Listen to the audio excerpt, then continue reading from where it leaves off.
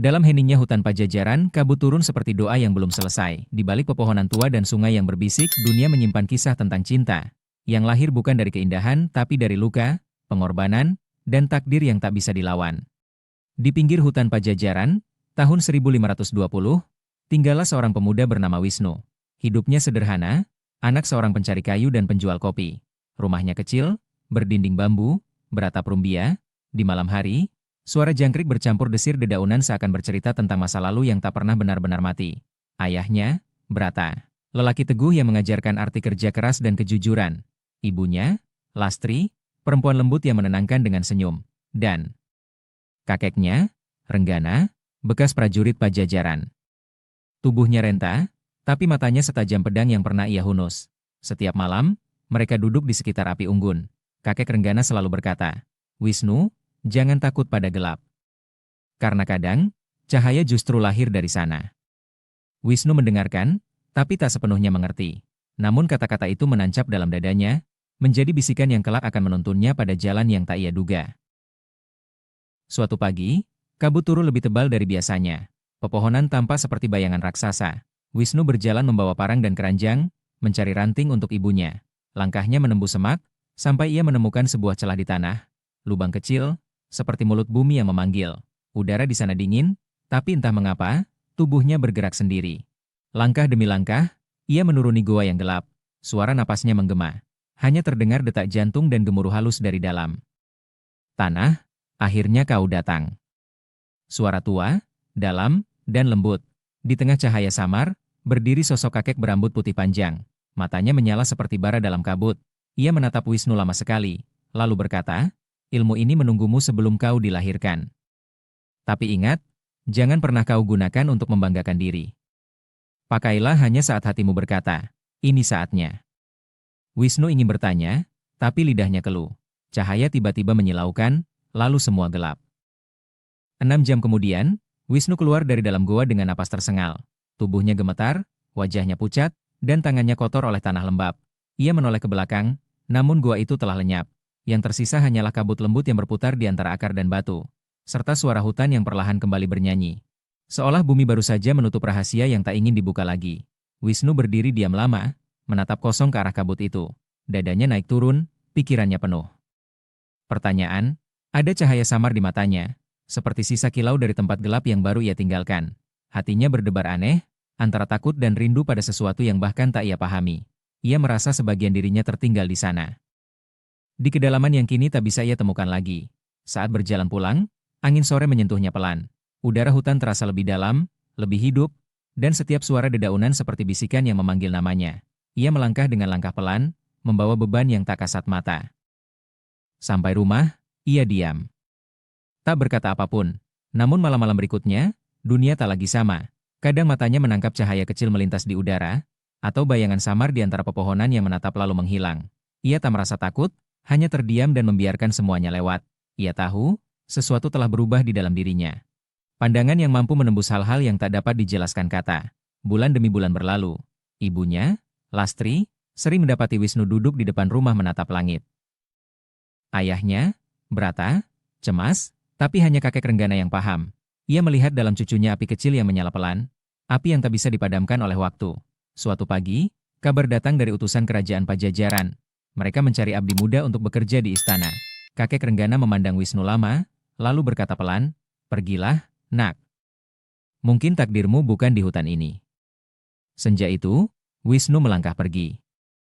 Ibunya menangis di beranda, ayahnya menunduk, sementara kakeknya berdiri tegak seperti prajurit tua yang melepas panah terakhirnya. Langit di atasnya berwarna tembaga. Hutan di belakangnya bergema lembut, seolah berdoa untuk anak muda yang kini membawa cahaya dari dalam bumi, menuju takdir yang belum diketahui siapapun. Perjalanan menuju Pajajaran memakan waktu 7 hari. Wisnu berjalan menembus hutan, lembah, dan jalan berbatu yang tak pernah ia lewati sebelumnya. Setiap malam, ia tidur di bawah langit yang asing, menatap bintang-bintang yang terasa lebih jauh dari biasanya. Namun di hatinya, ada bara kecil yang membuat langkahnya terus hidup. Ia tak tahu apa yang menunggunya di ujung perjalanan. Hanya yakin bahwa semua ini bukan kebetulan. Ketika akhirnya gerbang besar Pajajaran terbuka, Wisnu terpaku.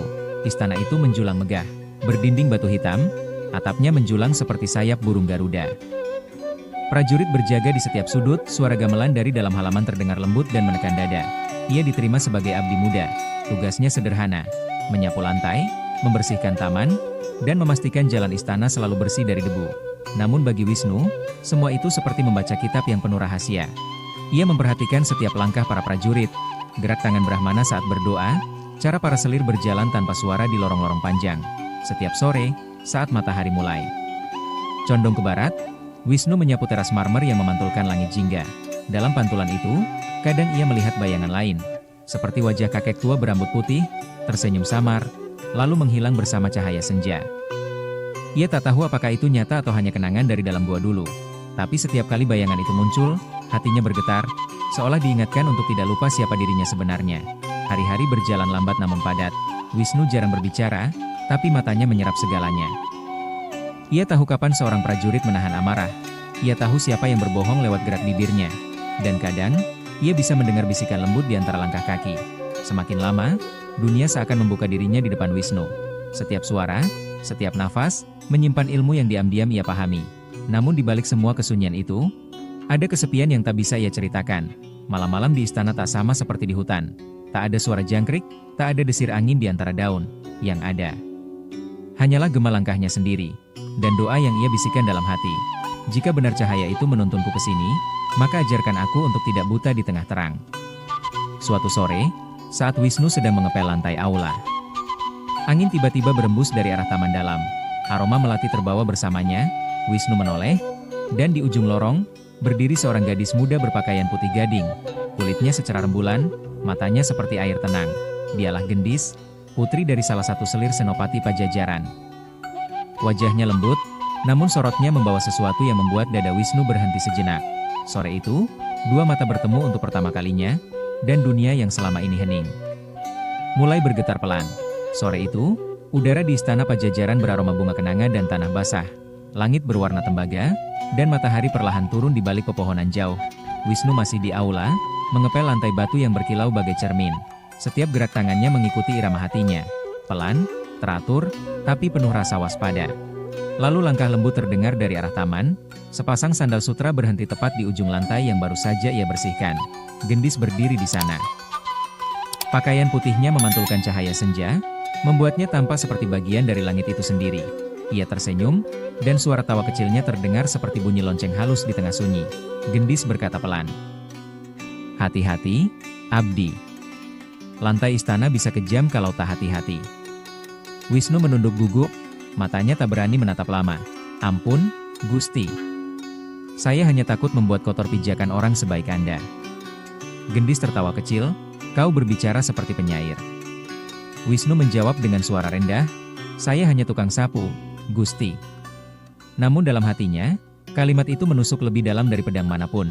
Ia merasa dirinya kecil, tapi anehnya, di hadapan gadis itu, ada ketenangan yang tak bisa ia jelaskan. Sejak hari itu, Gendis sering muncul di sekitar Wisnu. Kadang pura-pura ingin melihat taman, kadang membawa kendi air untuk alasan sepele. Kadang hanya berdiri diam, menatap dari jauh. Dan setiap kali mata mereka bertemu, waktu seolah berhenti sejenak. Tak ada kata, tapi ada sesuatu yang tumbuh di udara. Lembut, tapi tak bisa dihapus. Para pelayan lain mulai berbisik, namun Wisnu memilih diam. Ia hanya menunduk lebih dalam, menyapu lebih lama, seolah dengan begitu ia bisa menyembunyikan degup jantungnya sendiri. Suatu sore, hujan turun di luar istana. Gendis duduk di serambi, memandangi taman yang basah. Wisnu lewat membawa ember, dan tiba-tiba langkahnya terhenti. Ia melihat Gendis sendirian, matanya sayu, jari-jarinya menyentuh embun di pagar kayu. Ada kesedihan yang tak bisa ia pahami di sana. "Gusti, apakah Anda kedinginan?" tanya Wisnu perlahan. Gendis menoleh, bibirnya gemetar tapi tersenyum. "Tidak. Aku hanya merasa semua ini terlalu besar. Kadang aku ingin jadi seperti air hujan, bebas jatuh kemanapun." Wisnu menatapnya lama, lalu menunduk dalam. "Air selalu mencari tanah, Gusti. Tapi tanah pun harus siap menampungnya." Gendis terdiam, matanya bergetar. Di luar, hujan turun lebih deras, dan di antara bunyi rintiknya, dua jiwa dari dunia berbeda mulai saling mengenali. Tanpa janji, tanpa kata. Hanya lewat tatapan yang diam-diam berdoa agar waktu berhenti lebih lama. Hari itu, langit Pajajaran tampak berat. Awan kelabu menutup matahari sejak pagi, dan udara berbau tanah basah. Kabar datang dari luar istana. Bara, putra raja tetangga, tiba bersama rombongan berburu. Ia muda, gagah, tapi matanya menyimpan kesombongan yang sulit disembunyikan. Prabu menyambutnya dengan pesta dan tawa, namun bagi Wisnu, langkah Bara terasa seperti duri di tanah basah. Indah di luar, tapi menyakitkan bila diinjak. Gendis duduk di sisi aula, wajahnya datar. Ia tahu, tamu itu datang bukan hanya untuk berburu. Bisik-bisik para pelayan menyebutkan satu hal yang membuat dadanya bergetar. Bara mengincar hatinya. Sore menjelang, Bara memaksa berburu ke hutan larangan. Tempat bahkan para prajurit enggan menyentuh rantingnya. Gendis menolak, namun ayahnya tak kuasa menentang kehendak tamu kerajaan. Ia diperintahkan ikut, demi kehormatan, dan Wisnu, yang dikenal paling mengenal hutan, diminta mendampingi. Langit menggelap cepat, kabut turun menebal, dan suara burung-burung lenyap satu persatu. Wisnu berjalan paling depan, matanya menatap jauh ke kegelapan pepohonan. Setiap langkah terasa berat, seolah tanah di bawahnya menyembunyikan napas makhluk purba. Bara tertawa keras, memecah keheningan, hutan ini cuma cerita orang bodoh. Katanya, Wisnu berhenti, menatap kabut, yang tak tampak bukan berarti tak ada, Kanjeng. Namun sebelum Bara sempat menjawab, kuda-kuda mereka meringkik keras. Bayangan hitam besar muncul dari balik beringin tua, matanya menyala merah, suaranya seperti angin yang merintih di telinga. Prajurit menjerit, panah dilepaskan, tapi semuanya lenyap sebelum mengenai sasaran. Gendis menjerit, tubuhnya gemetar. Bara berusaha menghunus pedang, tapi tangannya terpental oleh hembusan angin dingin. Hujan turun mendadak, membasahi wajah dan tanah. Wisnu menutup matanya, dan tubuhnya bergerak sendiri. Dalam sekejap, kabut berputar di sekelilingnya. Cahaya samar muncul dari telapak tangannya. Ia mengangkat kedua tangannya ke langit. Dan petir menyambar di antara pepohonan, menyilaukan mata semua orang. Makhluk kabut itu menjerit, lalu hancur perlahan, terurai bersama hujan yang turun semakin deras. Saat semuanya reda, hanya suara hujan yang tersisa. Tanah basah, udara dingin, dan tubuh-tubuh tergelimpang di tanah. Gendis berlari memeluk Wisnu yang berdiri di tengah lumpur, gemetar namun masih hidup. Kau, siapa sebenarnya? Bisiknya dengan mata basah. Wisnu menunduk, suaranya serak. Hanya abdi yang ingin kau tetap hidup, Gusti. Dari 24 orang, hanya segelintir yang kembali hidup. Dan di bawah langit yang menangis itu, dua hati, satu dari istana, satu dari tanah hutan, mulai berdetak dalam irama yang sama. Malam itu, di antara kabut dan hujan, cinta mereka mulai tumbuh. Bukan dari kelembutan, tapi dari luka dan ketakutan, dan entah mengapa, dunia tampak lebih sunyi, seolah sedang menunggu sesuatu yang lebih besar akan datang. Sejak malam di hutan larangan itu, hidup Wisnu tak lagi sama. Namanya tiba-tiba dikenal di antara para abdi istana. Sebagian memandangnya kagum, sebagian lagi dengan curiga, namun Wisnu tetap diam. Ia bekerja seperti biasa, menyapu, menimba air, menyalakan lentera. Seolah tak pernah menyelamatkan seorang putri dari maut. Tapi Gendis tahu, dan setiap kali mata mereka bertemu, ada sesuatu di antara mereka yang tak bisa disembunyikan. Cahaya itu, halus tapi nyata, seperti nyala lilin yang bersinar justru karena ditiup angin. Sejak itu, Gendis sering mencari alasan untuk keluar dari kediamannya. Kadang membawa bunga untuk taman istana, kadang sekadar berjalan di lorong-lorong sunyi. Dan di sanalah, di balik tembok dan pepohonan, ia akan menemukan Wisnu menunggu. Dalam diam, dalam takut, tapi juga dalam rindu. Kadang mereka hanya saling duduk tanpa bicara. Gendis menatap langit, Wisnu menatap tanah. Tapi keduanya tahu, di dalam dada masing-masing, ada badai yang sama. Mereka tak berani menyentuh, tak berani berjanji. Karena cinta mereka adalah api yang tak boleh terlihat oleh dunia. Suatu malam, Gendis menyelinap ke taman belakang, bulan menggantung di atas kolam, airnya tenang seperti kaca. Wisnu sudah di sana, berdiri dengan jubah lusuhnya. Angin membawa aroma melati, dan waktu seolah berhenti. Aku sering bermimpi tentang malam itu, bisik Gendis, tentang kabut, tentang hujan, dan tentang tanganmu yang memanggil petir. Wisnu terdiam, menatap bayangan mereka di air. Itu bukan kekuatan, Gusti. Itu beban yang tak bisa kutolak. Kalau begitu, biarkan aku membaginya, jawab Gendis lembut. Hening, suara jangkrik terdengar jauh, dan entah siapa yang lebih dulu mendekat, tiba-tiba jarak di antara mereka lenyap. Tak ada kata cinta, hanya nafas yang berpadu, dan tatapan yang berbicara lebih dari semua doa di dunia. Namun dunia selalu punya cara mencium rahasia. Beberapa pelayan mulai berbisik. Seorang penjaga melihat bayangan dua sosok di taman larut malam. Kabar itu menyebar perlahan dan sampai di telinga ayah Gendis. Malam berikutnya, pintu kamar Gendis digedor keras. Ayahnya berdiri di ambang, wajahnya merah oleh amarah. Putri Senopati tak boleh jatuh cinta pada abdi. Gendis menangis, tapi suaranya tak keluar. Di balik dinding luar, Wisnu hanya bisa mendengar, menggenggam tanah dan menahan napas. menyadari bahwa cinta yang mereka jaga diam-diam kini mulai berlumur bahaya. Dan malam itu, langit Pajajaran kembali mendung, seolah ikut menyimpan rahasia dua hati yang kini tak tahu, apakah mereka sedang mencintai atau sedang menunggu akhir dari segalanya. Malam itu, hujan turun deras di atas atap istana Pajajaran. Langit seperti menangis, petir menyambar jauh di utara. Gendis duduk di kamarnya, wajahnya pucat, matanya merah karena tangis yang tak berhenti sejak sore. Di luar, prajurit berjaga. Ia tahu, mulai malam ini, langkahnya diawasi, suaranya dibungkam. Putri Senopati tak boleh mencintai Abdi. Kata-kata itu terus berputar di kepalanya seperti mantra kutukan. Ia ingin berteriak, tapi yang keluar hanyalah bisikan lemah. Nama yang tak pernah lepas dari hatinya, Wisnu. Di luar, di antara gelap dan derasnya hujan, Wisnu berdiri di balik pagar istana. Pakaian lusuhnya basah, matanya menatap satu jendela di lantai atas. Ia tahu, di balik tirai itu, ada seseorang yang sedang menangis karena namanya. Ia ingin mendekat, tapi bayangan prajurit membuat langkahnya tertahan. Namun takdir tak bisa dicegah lebih lama. Ketika tengah malam tiba, pintu kamar Gendis terbuka perlahan. Ia mengenakan kain tipis, rambutnya terurai basah oleh air mata. Tanpa membawa harta, tanpa pelita, ia melangkah keluar, hanya berbekal keyakinan bahwa seseorang menunggunya di luar tembok itu. Di bawah langit yang gelap, mereka akhirnya bertemu. Wisnu memeluknya tanpa kata. Hujan membasahi keduanya, menyatukan tubuh yang selama ini hanya bisa berjarak. Tak ada waktu untuk berpikir. Mereka berlari, menembus halaman, melompati pagar, menyelinap di antara semak. Di belakang, terdengar teriakan penjaga dan bunyi gong tanda pengkhianatan. Hutan menjadi tempat perlindungan mereka. Angin kencang meniup ranting, petir membelah langit, namun tangan mereka saling menggenggam erat, seolah dunia bisa runtuh kapan saja. Mereka berlari hingga kaki berdarah, hingga suara gong hanya tinggal gema yang jauh. Akhirnya mereka berhenti di sebuah lembah sunyi, tempat kabut menggantung. Dan sungai berbisik pelan di antara batu-batu lumut. Wisnu menatap Gendis lama. "Kau meninggalkan segalanya demi aku?" Gendis menggeleng, matanya berair tapi tegas. "Aku meninggalkan segalanya demi diriku. Dan di dalam diriku, ada kau." Wisnu memeluknya erat, tubuhnya gemetar antara takut dan syukur. Malam itu, di tengah badai dan nyanyian hutan, dua manusia memilih cinta daripada keselamatan. Dan meski dunia mungkin akan menghukum mereka, hujan seolah memberkati setiap langkah mereka, menyembunyikan air mata, membasuh luka, dan menghapus jejak masa lalu dari tanah Pajajaran. Kabut turun tebal pagi itu. Hutan sunyi seperti menahan napas. Wisnu sudah tahu, waktunya datang. Ia merasakannya sejak semalam, saat burung-burung berhenti berkicau dan anjing hutan melolong tanpa sebab. Gendis masih tertidur di sudut ranjang bambu, wajahnya tenang. Wisnu menatapnya lama, menghafal setiap garis wajah yang ia cintai.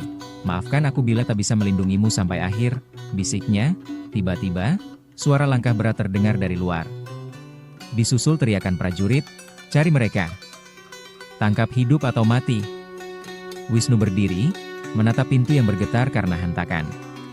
Ia mengambil sebilah tombak kayu yang ia buat dari batang pohon jati. "Gendis! Bangun!" Gadis itu tersentak. Apa yang terjadi? Mereka datang. Dalam sekejap, kabut menelan halaman depan rumah. Dari balik putihnya kabut, siluet-siluet prajurit bermunculan, obor di tangan, mata penuh amarah. Di depan mereka, berdiri Senopati Wiratma sendiri. "Gendis!"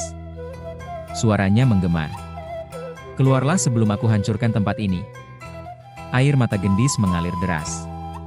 Ia keluar perlahan, namun Wisnu menahan tangannya. "Jangan. Ini tugasku." Pintu kayu terbuka. Wisnu melangkah ke depan. "Biarkan dia pergi," katanya tegas. Wisnu sibuk menahan serangan para prajurit, dan dengan mudahnya prajurit dua dibuat kacau balau sama Wisnu, tetapi dia tetap menghormati Wiratma dengan menyerahkan lehernya untuk ditebas sama Wiratma. Wiratma tertegun menyaksikan keberanian, kesaktian dan ketulusan Wisnu dalam membela dan melindungi putrinya. Akhirnya dia tersadar bahwa cinta mereka berdua memang tidak dapat dipisahkan. Akhirnya tragedi langka dan menyedihkan pun terjadi. "Wiratma, ayah Gendis, Wisnu, maafkan aku. Aku salah menilai." "Wisnu, aku tak menyesal, Gusti. Asal Gendis bahagia, aku rela di hutan selamanya." Namun Gendis dibawa pulang. Wisnu duduk di rumah kayu, menatap kabut yang turun. Hujan datang perlahan, menetes di atap daun kelapa. Ia menatap langit. "Gendis, apa kabar hatimu malam ini?" Beberapa bulan kemudian, kabar datang, Gendis akan dijodohkan dengan Pangeran Renggo putra mahkota Raja Seberang Pulau. Wiratma tidak bisa menolak permintaan Prabu Siliwangi yang meminta langsung kepadanya. Tapi Gendis menolak dan menceritakan kebenaran. Bahwa Pangeran Renggo tersebut pernah mau menodainya sewaktu kunjungan terdahulu dan dia mengatakan tetap hanya mencintai Wisnu dan lebih baik mati jika tidak sama Wisnu. Kerajaan gempar. Prabu Siliwangi akhirnya sadar dan menengahi, dan akhirnya permohonan Gendis pun direstui sang Prabu. Gendis dan ayahnya menjadi lega. Sore itu, di tengah kabut yang sama seperti malam pertama mereka bertemu, Gendis kembali datang. Wisnu baru saja pulang dari berburu kijang. Gendis, berlari Wisnu. Wisnu, tertegun Gendis. Gendis, memeluk aku tidak mau berpisah lagi. Wisnu, liri aku pun sama. Wiratma tersenyum, menatap mereka. Cinta yang tulus tidak bisa diusir oleh pangkat, apalagi oleh ketakutan.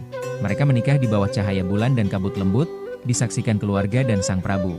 Dan di malam itu, saat embun jatuh di mata Gendis, Wisnu tahu, ia sedang menatap surga yang sesungguhnya.